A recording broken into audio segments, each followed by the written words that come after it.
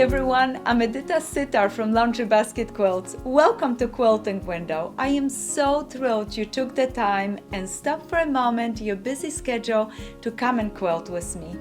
Oh, I'm so excited for you. Today we're gonna be making block number 8 for our mystery quilt. And boy, we're flying through those blocks. We are almost over half blocks done. I'm so excited for you. So today's block, we're gonna make flying geeses. We need to cut our pieces from blue fabrics and light fabrics.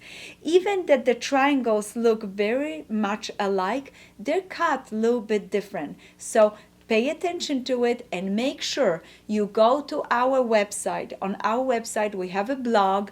On the blog, you have all the cutting directions for every single piece that you need. Okay, let's start right here in the corner.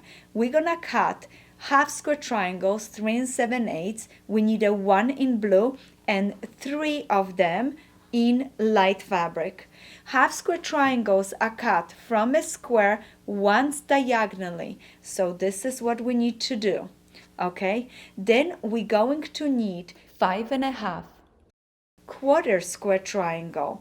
What that means, you're gonna take a square, you're gonna cut it twice diagonally for 4 quarter square triangles. You're not gonna have any waste. We need to make 8 blocks together for the mystery quilt. So you're gonna repeat this block 8 times. So don't worry, cut a square, cut it twice diagonally for those. Why am I cutting this from half square triangle and this from quarter square triangle? Because I want to keep the bias edge on the inside of my block and a bias edge on the inside of my flying geese unit. This I want to have a straight grain edge so it doesn't stretch as I'm working on it to make those flying geese units. So I'm going to cut one here and another 5.5 quarter square triangle for here.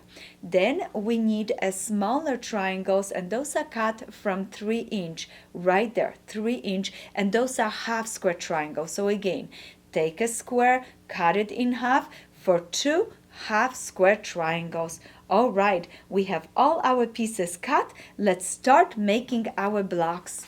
Let me move those pieces out of the way so we can focus on one flying geese at a time.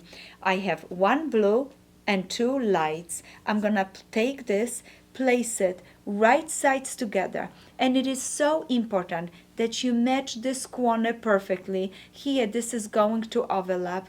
Then gently with a 1/4 inch seam allowance you're going to sew this right sides together. Now look at this. I have one already prepared. As soon as you finish sewing, you're gonna go ahead and open it up. And I push my seam allowance towards the blue. Push your seam allowance towards the blue, just like this. Then I'm gonna go ahead, grab this triangle, place it right over, just like this. Oh, I am so excited about it. And again, zoom, zoom, zoom, sew it right down.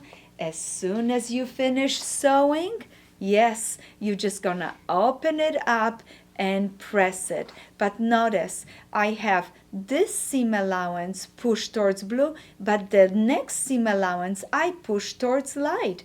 Why did I do this? Because I want a nice and smooth transition right here, and I want it to be nice and easy when I'm sewing my units together. As soon as you finish, now it's time to trim it. You're gonna take your ruler, you're gonna place it right over, and you're gonna trim it to 4 3/4 by 2 5/8. I know, a little bit odd measurements, but just follow the lead. I'm using Creative Grids rulers, and those rulers have beautiful marks for the 5/8 right there. So place your ruler right over, grab your rotary, beautifully trim it, rotate, and a lot of girls probably would love to use block lock ruler to trim it. I'm using my Creative Grids because I already invested in that one. I have it at home.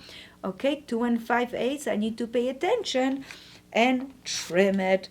Wonderful. Wonderful. As soon as I finish trimming, I'm gonna clean up my station, and I have a beautiful Flying Geese unit. You're gonna finish the first one, then you're gonna go ahead and finish a second one. We're gonna do the same thing. We're gonna sew a light triangle, add another light triangle on this side, and in no time you're going to have a second Flying Geese unit. I like to line them up in an order, darkers in the bottom, a little bit lighter blue right on the top. I'm gonna place them after I trim. I'm gonna place them right sides together, zoom, zoom, zoom, and stitch. As soon as I finish stitching, I am ready to add this half square triangle and the light half square triangle. Notice how my blues are shading from a little bit darker up to that lighter one. Let's flip this to the back just to double check our seam allowances.